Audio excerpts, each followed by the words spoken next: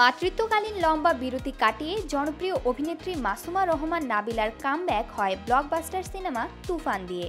আর তাতে তিনি নায়ক হিসেবে পেয়েছিলেন মেগাস্টার শাকিব খানকে। এরপর আবারও তিনি আড়ালে চলে যান, আর কোনো প্রজেক্টে তাকে অভিনয় করতে দেখা যায়নি।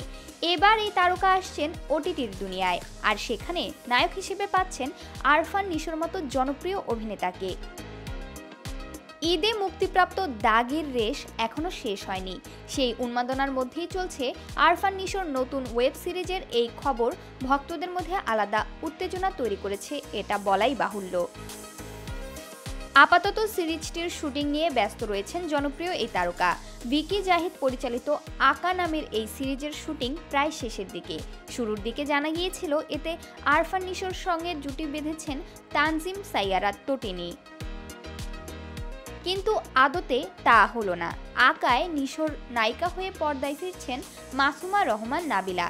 ইতিমধ্যে শুটিংও করে ফেলেছেন তিনি, এমনটা নিশ্চিত হওয়া গেছে প্রযোজনা প্রতিষ্ঠান আলফা আইয়ের ঘনিষ্ঠ সূত্রে। সূত্রটি জানিয়েছে সিরিজটির নাম পরিবর্তন হতে পারে।